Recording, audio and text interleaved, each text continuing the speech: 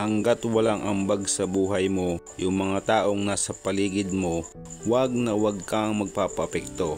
Hanggat ikaw yung bumibili ng bigas at ulam na kakainin mo, wag na wag kang magpapaapekto sa sasabihin ng ibang tao.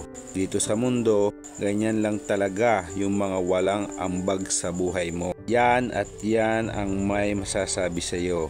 Hindi mo natulungan, sasabihin madamot ka. Nakabili ka ng bagay na gusto mo, sasabihin mayabang ka. Kaya isa lang yung gusto kong ipaalala sa iyo. Hanggat yung mga taong nasa paligid mo na wala namang ambag sa buhay mo, wag na wag mong papansinin. Wag na wag kang magpapaapekto. Gawin mo yung mga bagay kung saan ka masaya. Again, yung mga taong walang ambag sa paligid mo, sila at sila yung may masasabi sa iyo.